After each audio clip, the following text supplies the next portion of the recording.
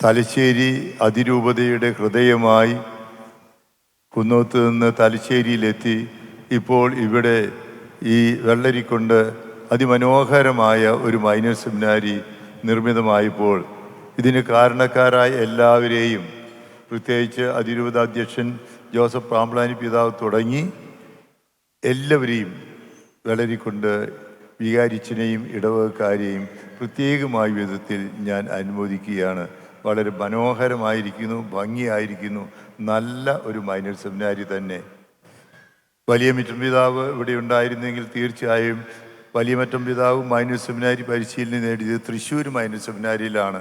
അതുകൊണ്ട് തന്നെ തീർച്ചയായും ഇങ്ങനെയൊരു സെമിനാരി കാണുമ്പോൾ, ഇന്ന് അദ്ദേഹം വിദേശത്താണ്, അദ്ദേഹത്തോട് കൂടി ചേർന്ന് ഞാൻ നിങ്ങളെ ഇപ്പോൾ അനുമോദിക്കുകയാണ്. ഇതിൻ്റെ ഉദ്ഘാടന വേളയിൽ പാമ്പ്ളാനി പിതാവ് എന്നെ വിളിച്ചത് എന്തുകൊണ്ടാണ്, കഴിഞ്ഞ ആഴ്ചയിലാണ് പറഞ്ഞത്, എന്തുകൊണ്ടാണെന്ന് ഏതായാലും മേജർ ആർച്ച് ബിഷപ്പിന് വരാൻ പറ്റാത്തതാണെന്ന കാര്യം മനസ്സിലായി. അതിനേക്കാൾ അപ്പുറത്ത് 1997 മംഗലപ്പുഴ സെമിനാരിയിൽ എൻ്റെ ശിഷ്യനായി ഡീക്കനായി കാനുള്ള ഞാൻ ഗുരുവായിരുന്നു. അതുകൊണ്ട് ഗുരുബന്ധത്തിൻ്റെ പശ്ചാത്തലമായിരിക്കണം എന്നെ പ്രത്യേകമായ വിധത്തിൽ അങ്ങനെ ഗുരുഭക്തി പ്രകടിപ്പിച്ചതാണ് എന്ന് ഞാനിപ്പോൾ ചിന്തിച്ചു പോവുകയാണ്. ഏതായാലും ഇവിടെ വരാൻ സാധിച്ചതിൽ വളരെ സന്തോഷമുണ്ട്. നിങ്ങളെല്ലാം കാണാനും അഭിസംബോധന ചെയ്യാനും സാധിച്ച് വലിയ ദൈവാനുഗ്രഹമായി കാണുന്നു. സീറോ മലബാർ സഭയുടെ, ഭാരത സഭയുടെയൊക്കെ ചരിത്രത്തിൽ വളരെ പ്രാധാന്യമുള്ള വ്യക്തിയാണ് കർദിനാൾ തിസ്റാത്ത്. പ്രത്യേകിച്ച് കുടിയേറ്റ മേഖലയ്ക്ക് പ്രത്യേകമായി ആനുകൂല്യം നൽകിയത് കർദിനാൾ തിസ്റാന്റിൻ്റെ വ്യക്തിപരമായ നേതൃത്വത്തോണ്ടും അദ്ദേഹത്തിൻ്റെ ആഹ്വാനം കൊണ്ടുമാണെന്ന് അറിയാം. ഇവിടെ ആയിരിക്കുമ്പോൾ വള്ളപ്പള്ളി പിതാവിനെ ഓർക്കാതിരിക്കാൻ പറ്റില്ല. കാരണം കുടിയേറ്റ മേഖലയെ, പ്രത്യേകിച്ച് മലബാർ മേഖലയെ, തലശ്ശേരി പഴയ അവിഭക്ത തലശ്ശേരി രൂപതയൊക്കെ ഓർക്കുന്നത്, അതിന് രൂപഭാവങ്ങൾ നൽകുന്നതിന് വള്ളപ്പള്ളി പിതാവ് നൽകിയിട്ടുള്ള വലിയ സംഭാവനയെ ദൈവത്തിന് മുമ്പിൽ നന്ദിയോടെ തന്നെ ഇപ്പോൾ ഓർക്കുകയാണ്. മൈനർ സെമിനാരിയെ വിളിക്കുന്നത് അത് അതിരൂപതയുടെ ഹൃദയം എന്നാണ്. കാരണം ക്രിസ്തു രൂപപ്പെടുന്നത്, ഓരോ വ്യക്തികൾ, വൈദികരിൽ ക്രിസ്തു രൂപപ്പെടുന്നത് മൈനർ സെമിനാരി മുതലാണ്.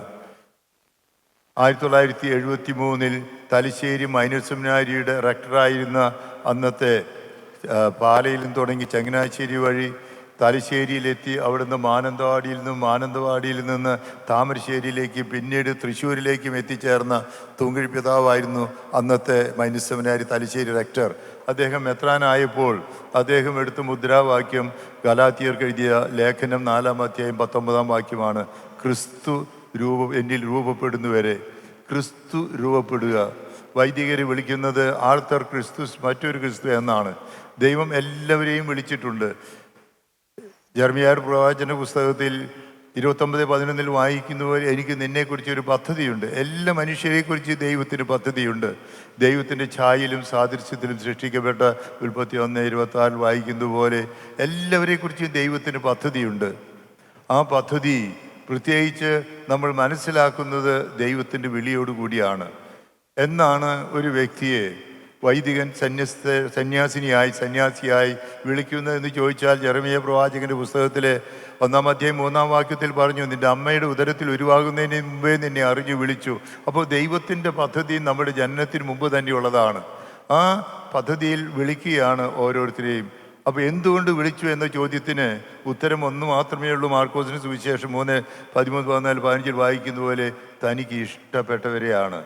മൈനർ സെമിനാരിക്കാരെയാണ് ഞാൻ ഇപ്പോൾ ഇന്ന് ഇവിടെ വൈദികരും സന്യസ്തരും വെള്ളരിക്കുണ്ട് ഇടവക്കാരും നിങ്ങളുടെ മാതാപിതാക്കളൊക്കെ ഉണ്ടെങ്കിലും മൈനർ സെമിനാരിക്കാരോടാണ് ഞാൻ ചോദിക്കാറ്. എനിക്ക് വലിയ സന്തോഷമുണ്ട്. 173 പേര് ഇവിടെയുണ്ട്. കഴിഞ്ഞ ദിവസം തൃശ്ശൂർക്ക് വേണ്ടി ഞാൻ 26 പേരെ തിരഞ്ഞെടുക്കുകയുണ്ട്, അത്രയേ ഉള്ളൂ.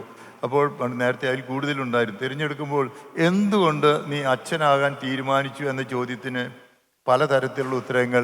10ാം ക്ലാസ് കഴിഞ്ഞവർ, 12 കഴിഞ്ഞവർ, ഈ പ്രാവശ്യം ഞങ്ങൾക്ക് 3 പേര് ഡിഗ്രി കഴിഞ്ഞവരൊക്കെ വന്നു. അപ്പോൾ എന്തുകൊണ്ട്? അത് ചോദ്യത്തിന് എനിക്കിഷ്ടമായി. വാസ്തവത്തിൽ എനിക്കിഷ്ടമായതല്ല, ദൈവത്തിന് ഇഷ്ടപ്പെട്ട്. സംശയമുണ്ടെങ്കിൽ മാർക്കോസ് 3:13-14 വായിച്ചു നോക്കുക. ദൈവത്തിന് നിന്നെ ഇഷ്ടപ്പെട്ടു, ദൈവത്തിന് നിന്നെക്കുറിച്ച് പറഞ്ഞ് പദ്ധതിയുണ്ട്. അതുകൊണ്ട് യോഹന്നാൻ 15:16 വായിച്ചു, നിങ്ങൾ എന്നെ തിരഞ്ഞെടുക്കുകയല്ല, ഞാൻ നിങ്ങളെ തിരഞ്ഞെടുക്കുകയാണ്. അപ്പോൾ എന്തിനു വേണ്ടിയാണ് തിരഞ്ഞെടുത്തത്?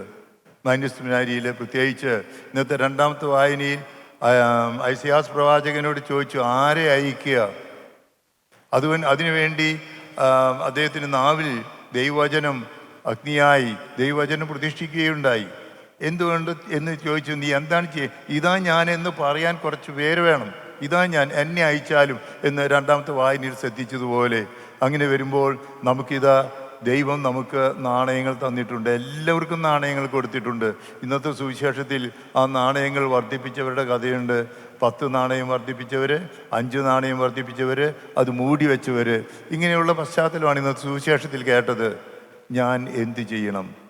ദൈവം തനിക്കിഷ്ടപ്പെട്ട് വിളിച്ച ഓരോ വ്യക്തിയും എന്തു ചെയ്യണമെന്ന് ചിന്തിക്കലാണ് മാന്യസ് സെമിനാരി. ഇവിടെ ക്രിസ്തു രൂപപ്പെടുന്നൊരവസരമാണ്. അതുകൊണ്ട് തന്നെ ഈ ഭവനത്തിൽ തീർച്ചയായിട്ടും ക്രിസ്തു രൂപപ്പെടുന്ന നല്ല വൈദികരുണ്ടാകാൻ നമ്മൾ ദൈവജനം മുഴുവൻ പ്രാർത്ഥിക്കണം. തലശ്ശേരി അതിരൂപതയിലെ എല്ലാ ദൈവജനവും ഏറ്റവും കൂടുതൽ പ്രാർത്ഥിക്കേണ്ടത് എൻ്റെ ഹൃദയത്തിന് അനുയോജ്യരായ പുരോഹിതരും നൽകുമെന്ന് യഹോവയായ ദൈവം പറഞ്ഞിട്ടുണ്ടെങ്കിൽ, അതുപോലെ യേശുവിൻ്റെ ഹൃദയത്തിന് അനുയോജ്യരായ പുരോഹിതർ വേണമെങ്കിൽ മത്തായി സുവിശേഷം 9-ാമത്തെ അധ്യായം 35 മുതലുള്ള വാക്യങ്ങളിൽ നാം വായിക്കുന്നു. അവിടെ ഇന്നും ലോകത്തിൻ്റെ വിവിധ ഭാഗങ്ങളിൽ ഇടയില്ലാത്ത ആടുകളെ പോലെ പരിഭ്രാന്തരും നിസ്സഹായരുമായ ഒരുപാട് മനുഷ്യരുണ്ട്. ഒത്തിരി സ്ഥലത്തുണ്ട്, ഇന്ന് കൂടുതലാണ്. പക്ഷേ അവർക്ക് ഇടയന്മാരെ അയക്കാൻ, എൻ്റെ ഹൃദയത്തിന് അനുയോജ്യരായ ഇടയന്മാരെ അയക്കാൻ ദൈവം ആഗ്രഹിക്കുമ്പോൾ അതിനെ തനിക്ക് ഇഷ്ടപ്പെട്ടവർ വിളിക്കുന്നു. പക്ഷേ വിളവധികം, വേലക്കാർ ചുരുക്കം. അതുകൊണ്ട് തന്നെ വിളവിൻ്റെ നാഥനോട് പ്രാർത്ഥിക്കാൻ ഇന്ന് മാന്യസ് സെമിനാരി ഇവിടെ ഉദ്ഘാടനം ചെയ്യപ്പെടുമ്പോൾ അതിരൂപതയ്ക്ക് മാത്രമല്ല, നമുക്ക് ഇവിടെ നിന്ന് ഒത്തിരി പേരെ വിഷൻ പ്രദേശത്തേക്ക് അടക്കം അയക്കാനായിട്ട് നല്ല മിഷണറിമാർ തലശ്ശേരി രൂപതയിൽ നിന്ന് ഒരുപാട് മിഷണറിമാരുണ്ടായിട്ടുണ്ട്. അതുകൊണ്ട് അതിനനുയോജ്യരായ പുരോഹിതർ വളർന്നു വരുവാൻ നന്നായി തന്നെ വിളവിൻ്റെ നാഥനോട് നാം പ്രാർത്ഥിക്കണം. മാന്യസ് സെമിനാരിയിൽ പിന്നെ അത് കഴിഞ്ഞ് തുടർന്നുള്ള ഫിലോസഫിയിലും തിയോളജിയിലും റീജൻസിയിലും ഒക്കെ നമ്മൾ പരിശീലിക്കുന്നത് എന്താണ്? 5 തരത്തിലുള്ള പരിശീലനം ഇവിടെ നേടണം. ഈ കഴിഞ്ഞ സിനഡിൻ്റെ പശ്ചാത്തലത്തിൽ അതേ തുടർന്ന് ഇപ്പോൾ മൈനർ സെമിനാരി പരിശീലനത്തിൽ കാലോചിതമായി ആവിഷ്കരിക്കേണ്ട നവീകരണത്തെക്കുറിച്ചാണ് ചിന്തിക്കുന്നത്. ഇവിടെ നിന്നും അതിൻ്റെ കമ്മിറ്റിയിൽ ചിലവരുണ്ടെന്ന് ഞാൻ മനസ്സിലാക്കുന്നു. ഈ ദിവസങ്ങളൊക്കെ തൃശ്ശൂർ അവിടെ വന്ന് ടോണി പിതാവാണ് അതിൻ്റെ നേതൃത്വം എടുത്തിരുന്നത്. പരിശീലനത്തെക്കുറിച്ചുള്ള ചർച്ചകൾ എങ്ങനെ നടക്കുകയാണ്. 5 തരത്തിലുള്ള പരിശീലനം നേടണം. ഒന്ന്, മാനുഷിക പരിശീലനം, ഹ്യൂമൻ ഫോർമേഷൻ.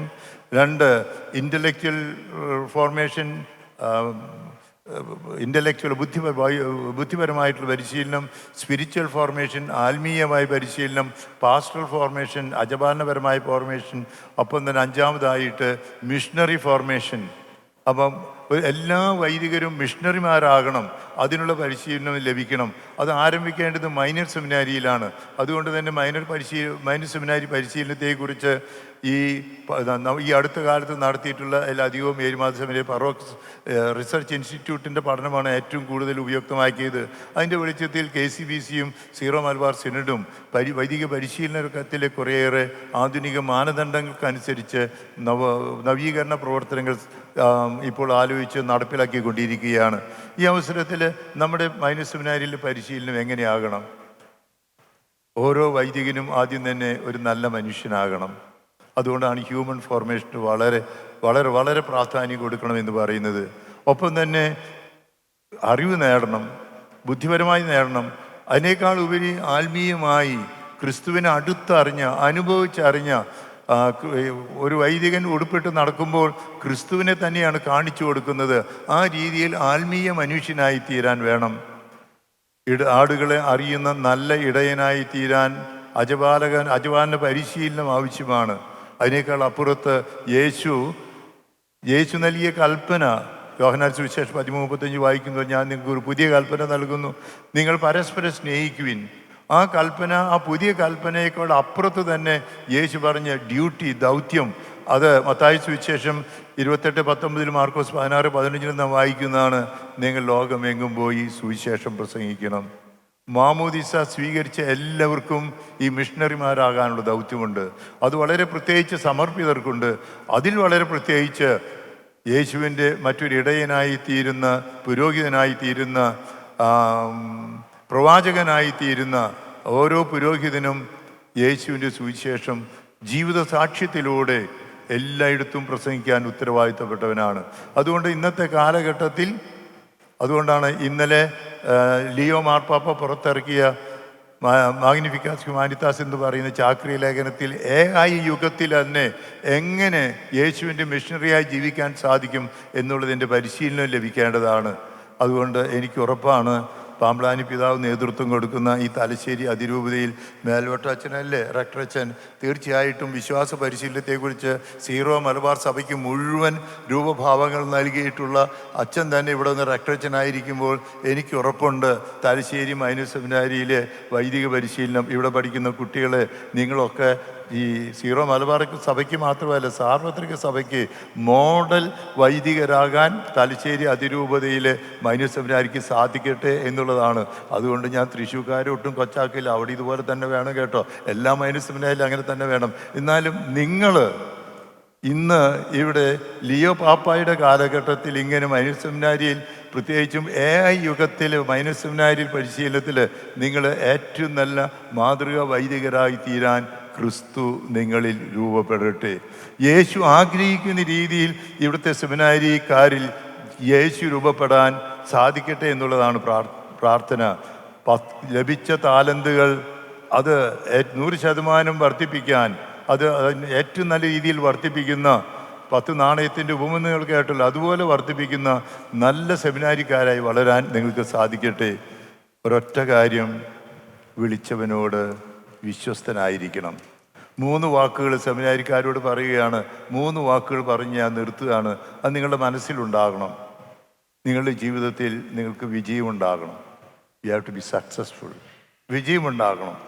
പക്ഷെ വെറും വിജയം വേണ്ട, ആ വിജയത്തേക്കാൾ അപ്പുറത്ത് അത് ഫലപ്രദമാക്കുന്ന, ഇഫക്റ്റീവ് ആകുന്ന, സക്സസ്ഫുൾ ഇഫക്റ്റീവ് ആകുന്ന രീതിയിലായിരിക്കണം നിങ്ങളുടെ പ്രവർത്തനം. ഒരുപാട് കാട്ടിക്കൂട്ടലുകൾ കാണിച്ചുകൊണ്ടൊന്നും ഇഫക്റ്റീവ് ആവില്ല, ഫലപ്രദമാകില്ല. യേശുവിൻ്റെ വചനം അത് 100 മേനിയും 50 മേനിയും 30 മേനിയും വളരുന്നതിൽ 100 മേനിക്ക് തന്നെ ഇഫക്റ്റീവ് ആക്കുന്ന ഒരു പ്രവർത്തന ശൈലി നിങ്ങൾക്കുണ്ടാകണം. അതുകൊണ്ട് ബാഹ്യമായ പ്രവർത്തനങ്ങളുടെ ആകർഷണീയത അല്ല, ദൈവത്തിൻ്റെ മുമ്പിൽ ഫലപ്രദമാകുന്ന ഒരു ശൈലി തിരഞ്ഞെടുക്കാൻ നിങ്ങൾക്ക് സാധിക്കട്ടെ. 3ാമത്തെ ഒരു വാക്ക്, അത് വളരെ പ്രധാനപ്പെട്ടതാണ്. 1975 മദർ തെരേസയുമായി ഇൻ്റർവ്യൂ നടത്തിയപ്പോൾ ഞാൻ മദറിനോട് ചോദിച്ചു, മദറിന് എനിക്ക് കുഷ്ഠരോഗികളൊന്നും തൊട്ടുമുത്താൻ പറ്റില്ല, എനിക്ക് അതിന് ധൈര്യമില്ല. അന്ന് ഞാൻ ഡീക്കനായിരുന്നു, ധൈര്യമില്ല. മദറിന് ഈ ശക്തി അവിടെ നിന്നാ? മദർ എന്നോട് തിരിച്ചൊരു ചോദിച്ചു, അച്ഛ, കാര്യം ഡീക്കനായിരുന്നെങ്കിലും എന്നെ വിളിച്ചത് അച്ഛാന്നാ. എന്നോട് തിരിച്ചു വെച്ചു, അച്ഛനിത് അറിയില്ലേ? ഞാൻ മദറിൻ്റെ നോക്കിക്ക് ഇങ്ങനെ തുറപ്പിച്ച് നോക്കിയിരുന്നു. ഞാനിങ്ങനെ നോക്കി. വീണ്ടും മദർ ചോദിച്ചു, അച്ഛനിത് അറിയില്ലേ? കുറച്ചു നേരം കഴിഞ്ഞ് മദറിന് എന്നോട് അനുകമ്പ തോന്നി. എന്നിട്ട് എന്നോട് ചോദിച്ചു, സമയം എത്രയായി അച്ഛാ? ഞാൻ പറഞ്ഞു, വൈകിട്ട് 6 മണിയായി. മദർ പറഞ്ഞു, ഞാൻ ശക്തി സംഭരിക്കാൻ പോവുക. അപ്പോഴും എനിക്ക് മനസ്സിലായില്ല. ഞാൻ വീണ്ടും മദറിൻ്റെ മുഖത്തേക്ക് ഇങ്ങനെ നോക്കിയിരുന്നു. മദർ പറഞ്ഞു, അച്ഛാ, നമ്മുടെ ശക്തി പരിശുദ്ധ കുർബാനയാണ്. കുർബാനയുടെ ആരാധനയ്ക്ക് ഞാൻ പോകുക, അവിടെ നിന്നാണ് എനിക്ക് ശക്തി. എന്നിട്ട് പറഞ്ഞ വാക്കാണ് ഞാൻ നിങ്ങളോട് പറഞ്ഞു, you have to be successful, you have to be effective. അതിനേക്കാൾ പ്രധാനപ്പെട്ട വാക്ക്, you have to be faithful. ഈശോയോട് വിശ്വസ്തനായ പുരോഹിതൻ എവിടെയും ഏത് സാഹചര്യത്തിലും തീർച്ചയായും വിജയിക്കും. ഈശോയുടെ വിശ്വസ്തനാകാതെ, ഏൽപ്പിച്ച ദൗത്യത്തോട് വിശ്വസ്തനാകാതെ പൗരോഹിത്യ ജീവിതം ഒരിക്കലും വിജയിക്കില്ല. അതുകൊണ്ട് 3 വാക്ക് സെമിനാരിക്കാരോടാണ് ചോദിക്കുന്നത്, നിങ്ങൾ പഠിച്ചോ? Successful, effective and faithful. അങ്ങനെ വിശ്വസ്തരായ വൈദികരാകാൻ, സിസ്റ്റേഴ്സ് വിശ്വസ്തരായ സന്യാസിനികളാകാൻ, വിശ്വസ്തരായ വൈദികരാകാൻ, വിശ്വസ്തരായ കുടുംബനാഥന്മാരാകാൻ, കുടുംബനാഥകളാകാൻ, വിശ്വസ്തരായ ക്രൈസ്തവരാകാൻ ദൈവം നമ്മെ അനുഗ്രഹിക്കട്ടെ. അതിന് നമ്മുടെ ശക്തി കേന്ദ്രമായി പരിശുദ്ധ കുർബാന നമുക്ക് നമ്മുടെ വത്തിക്കാൻ സൂനദോസ് പറഞ്ഞതുപോലെ the source and summit of Christian life, ക്രൈസ്തവ ജീവിതത്തിൻ്റെ ഉറവിടവും ഉച്ചിയുമായ ഈ പരിശുദ്ധ കുർബാന വിശ്വാസത്തോടെ വിശ്വസ്തയോടെ നമുക്ക് ഒന്നിച്ചർപ്പിക്കാം. പിതാവിൻ്റെയും പുത്രൻ്റെയും പരിശുദ്ധാത്മാവിൻ്റെയും നാമത്തിൽ ആമേൻ.